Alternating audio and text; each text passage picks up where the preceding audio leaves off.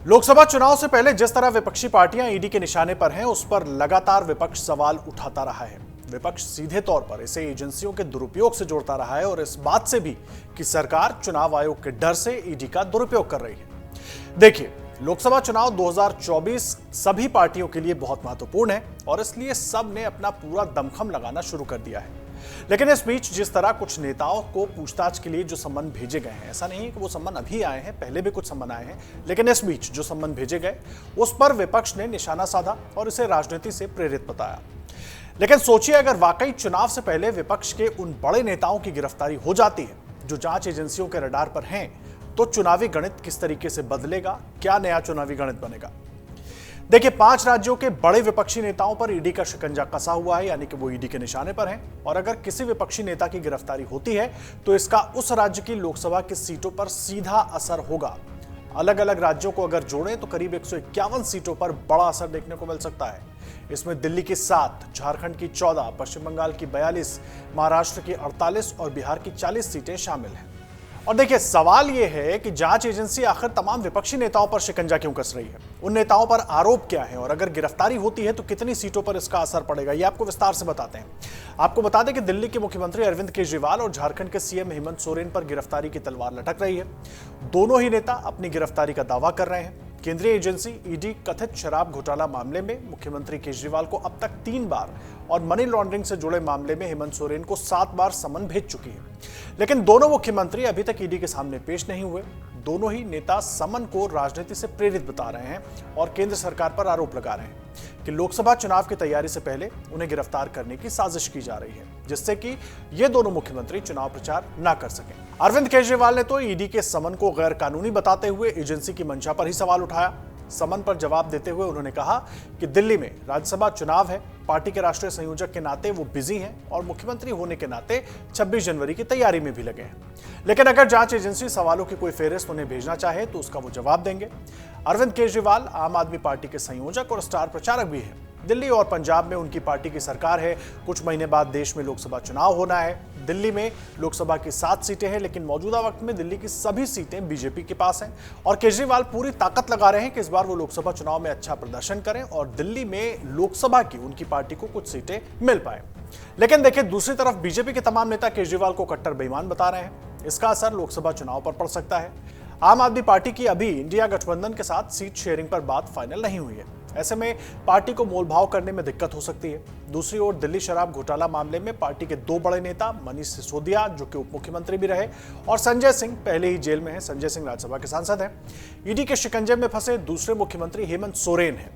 कथित अवैध खनन और मनी लॉन्ड्रिंग के जुड़े मामले में ईडी हेमंत सोरेन के करीबियों के ठिकानों पर लगातार छापेमारी कर रही है, जिसकी वजह से झारखंड की राजनीति में इस वक्त काफी उठापटक चल रही है। राज्य की 81 विधानसभा सीटों पर इसी साल के अंत में चुनाव होने हैं। वहीं लोकसभा की 14 सीटें हैं। इनमें 11 सीटों पर अभी बीजेपी का कब्जा है और अगर सोरेन की गिरफ्तारी हो जाती है तो लोकसभा और विधानसभा दोनों चुनाव में उनकी पार्टी को भारी नुकसान झेलना पड़ सकता है। इससे सबसे बड़ा फायदा बीजेपी को होगा। बीजेपी सोरेन पर लगातार वंशवाद को बढ़ावा देने और भ्रष्टाचार का आरोप लगा रही है। उधर अभी इंडिया गठबंधन में सीटों के बंटवारे को लेकर स्थिति साफ नहीं है। वहीं अगर मीडिया रिपोर्ट्स की माने तो साल 2014 से मार्च 2023 तक नेताओं के खिलाफ ईडी का एक्शन पहले से करीब 4 गुना बढ़ गया है। इन 9 सालों में 121 प्रमुख राजनेता जांच के दायरे में आए। इनमें 95% यानी कि 115 नेता विपक्षी हैं। वहीं यूपीए शासन में साल 2004 से 2014 तक कुल 26 नेता जांच के दायरे में आए थे, जिनमें 54% यानी कि 14 विपक्ष के थे। प्रमुख विपक्षी नेता जिन पर पिछले 9 सालों में ईडी ने शिकंजा कसा है, उनमें राहुल गांधी, सोनिया गांधी, मल्लिकार्जुन खड़गे, तेजस्वी यादव, संजय राउत, अभिषेक बनर्जी, जयंत पाटिल, राघव चड्ढा, पी चिदंबरम, डीके शिव कुमार शामिल हैं। आपको बता दें कि साल 1938 में देश के पहले प्रधानमंत्री जवाहरलाल नेहरू और दूसरे कांग्रेसी नेताओं ने मिलकर एसोसिएट्स जर्नल्स लिमिटेड नाम से एक कंपनी बनाई थी। ये कंपनी नेशनल हेराल्ड नाम से एक अखबार छापती थी, इसलिए इसे सरकार की ओर से बड़े शहरों में सस्ते दाम पर जमीनें मिली थी। कांग्रेस अध्यक्ष मल्लिकार्जुन खड़गे, पूर्व अध्यक्ष सोनिया गांधी, राहुल गांधी और अन्य कांग्रेसी नेताओं पर आरोप है कि उन्होंने ये सरकारी जमीनें अपने नाम करने के लिए यंग इंडिया लिमिटेड नाम से कंपनी बनाई। साल 2011 में सोनिया गांधी और राहुल गांधी की कंपनी यंग इंडिया लिमिटेड ने केवल 50 लाख रुपए चुकाकर एसोसिएट्स जर्नल्स लिमिटेड को टेक ओवर कर लिया। इस तरह वो 2000 करोड़ रुपए की संपत्ति के मालिक बन गए। बीजेपी सांसद सुब्रमण्यम स्वामी ने सबसे पहले यह मामला उठाया था। साल 2013 में स्वामी ने गांधी परिवार के खिलाफ एक अदालत में धोखाधड़ी और धन के दुरुपयोग की शिकायत दर्ज कराई थी। इसके बाद से ईडी इस मामले की जांच कर रही है। मामले में सोनिया गांधी और राहुल गांधी से भी पूछताछ की जा चुकी है। कांग्रेस के करीब 20 नेता जांच एजेंसी के घेरे में हैं और चुनाव से पहले अगर राहुल गांधी पर ईडी अपना शिकंजा कसती है तो कांग्रेस पार्टी पर बुरा असर पड़ेगा, क्योंकि राहुल ही पार्टी का मुख्य चेहरा है।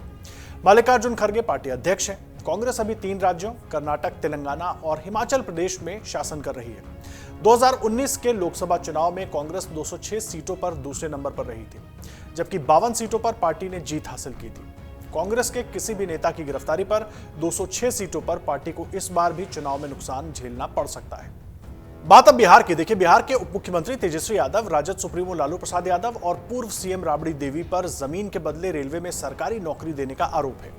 जांच एजेंसियों का आरोप है कि यूपीए सरकार के दौरान साल 2004 से 2009 तक रेल मंत्री के रूप में लालू यादव के कार्यकाल के दौरान नियम कानूनों का उल्लंघन करते हुए और बिना किसी पब्लिक सूचना के अपने पसंदीदा उम्मीदवारों को नौकरी दी गई। रेलवे में नौकरी पाने के लिए उम्मीदवारों ने यादव परिवार के कुछ सदस्यों को काफी कम कीमत पर जमीन बेची। इस कथित भूमि घोटाला मामले में नई चार्जशीट दाखिल होने के बाद 4 अक्टूबर 2023 को अदालत ने तेजस्वी यादव, लालू यादव, राबड़ी देवी और अन्य को जमानत दे दी थी। ईडी तीनों नेताओं को कई बार समन भेजकर पूछताछ के लिए बुला चुकी है। तेजस्वी यादव इस वक्त बिहार की सरकार में उप मुख्यमंत्री हैं। महज 26 साल की उम्र में बिहार का उप मुख्यमंत्री बनने का उन्हें मौका मिला था, लेकिन इस वक्त बिहार की राजनीति में जबरदस्त हलचल भी है, क्योंकि जिस तरीके से बार बार आरोप लग रहे हैं, अब लोकसभा चुनाव भी सामने है। बीजेपी सांसद और केंद्रीय मंत्री गिरिराज सिंह का कहना है कि लालू यादव 14 जनवरी से पहले तेजस्वी यादव को राज्य का मुख्यमंत्री बनवा देंगे। नीतीश कुमार को यह समझाने की कोशिश की जा रही है कि वो मुख्यमंत्री बहुत रह लिए, अब उन्हें प्रधानमंत्री होना चाहिए। बिहार में लोकसभा की 40 सीटें हैं और आरजेडी के पास अभी एक भी सीट नहीं है। पिछले चुनाव में जब सीएम नीतीश कुमार बीजेपी के साथ थे तो गठबंधन ने 40 में से 39 सीटें जीती थी। एक सीट कांग्रेस को मिली थी। इंडिया गठबंधन में शामिल आरजेडी इस बार 8 से 10 सीटों पर चुनाव लड़ सकती है, लेकिन अगर ईडी का शिकंजा कसता है तो इन सीटों पर पार्टी को नुकसान झेलना पड़ सकता है। वहीं महाराष्ट्र की बात करें तो शिवसेना उद्धव गुट के सांसद संजय राउत को अगस्त 2022 में पात्रा चौल जमीन मामले में मनी लॉन्ड्रिंग से जुड़े मामले में 9 घंटे तक उनसे पूछताछ के बाद गिरफ्तार कर लिया गया था। फिलहाल वो जमानत पर हैं। आरोप है कि चौल जमीन घोटाला मामले में करीब 1034 करोड़ रुपए की धोखाधड़ी हुई है। महाराष्ट्र आवास विकास प्राधिकरण ने साल 2007 में संजय राउत के रिश्तेदार प्रवीण राउत की गुरु आशीष कंस्ट्रक्शन कंपनी को गोरेगांव के सिद्धार्थ नगर स्थित पात्रा चौल के रीडेवलपमेंट का काम दिया था। यहां 47 एकड़ जमीन पर पहले ही 672 घर बने थे। कंपनी को 3500 से ज्यादा फ्लैट्स बनाकर देने थे। फ्लैट्स बनाने के बाद बची हुई जमीन को प्राइवेट डेवलपर्स को बेचा जाना था, लेकिन 14 साल बीत जाने के बाद भी जब लोगों को फ्लैट बनाकर नहीं दिए गए तो पीड़ितों ने कोर्ट का दरवाजा खटखटाया। वहीं शिवसेना उद्धव गुट के नेता संजय राउत राज्यसभा से सांसद भी हैं। उन्हें उद्धव ठाकरे का बेहद करीबी माना जाता है। शिवसेना उद्धव गुट संजय राउत को आगामी लोकसभा चुनाव में भी उतार सकती है और वो मुंबई की नॉर्थ ईस्ट लोकसभा सीट से चुनाव लड़ सकते हैं। उद्धव ठाकरे की पार्टी में जून 2022 में बड़ी बगावत हुई थी। उनकी पार्टी के कई विधायक और सांसद एकनाथ शिंदे के गुट में शामिल हो गए थे। उस सबसे मुश्किल दौर में भी राउत उद्धव ठाकरे के साथ खड़े रहे थे। महाराष्ट्र में लोकसभा की कुल 48 सीटें हैं। इनमें अभी सबसे ज्यादा 23 सीटें बीजेपी के पास हैं। 18 सीटें शिवसेना ने जीती थी। शिवसेना उद्धव गुट इंडिया गठबंधन में शामिल है। गठबंधन में सीटों का बंटवारा होने के बाद शिवसेना यूबीटी आगामी लोकसभा में करीब 20 से 25 सीटों पर उम्मीदवार उतार सकती है। वहीं पूर्व केंद्रीय वित्त मंत्री पी चिदम्बरम के बेटे कार्ति चिदम्बरम तमिलनाडु की शिवगंगा लोकसभा सीट से सांसद हैं। शिवगंगा सीट कार्ति के पिता पी चिदम्बरम की रही है। 1999 को छोड़कर 84, 2009 तक पी चिदम्बरम इस सीट पर जीतते रहे। कार्ति साल 2012 में तब चर्चा में आए जब बीजेपी नेता सुब्रमण्यम स्वामी ने उन पर एयरसेल मैक्सिस डील में फायदा उठाने का आरोप लगाया था। कार्ति चिदम्बरम पर आरोप है कि उन्होंने पंजाब में एक बिजली परियोजना पर काम करने के लिए 263 चीनी नागरिकों को वीजा दिलाया, जिसके लिए 50 लाख रुपए लिए गए। इस मामले पर सीबीआई की पहले कार्रवाई हो चुकी है। अब ईडी ने मामले में शिकंजा कसना शुरू कर दिया है। ये बात 2011 की है, जब वेदांता ग्रुप की कंपनी पंजाब में चीनी कंपनी की मदद से 1980 मेगावाट का थर्मल पावर प्लांट लगा रही थी। प्रोजेक्ट पहले ही काफी लेट था। प्लांट समय पर चालू करने के लिए एक्सपर्ट्स की जरूरत थी। आरोप है कि इसके लिए कंपनी के एक अधिकारी ने कार्तिक के करीबी से संपर्क किया। इसके बाद कंपनी ने गृह मंत्रालय को लेटर लिखा और 1 महीने के भीतर कुल 263 प्रोजेक्ट वीजा जारी कर दिए गए और इस काम में नियमों की अनदेखी हुई। यह भी आरोप है कि इस काम के लिए 50 लाख रुपए रिश्वत मांगी गई, जिसे कंपनी ने एक फर्जी बिल के जरिए चेन्नई भेजा।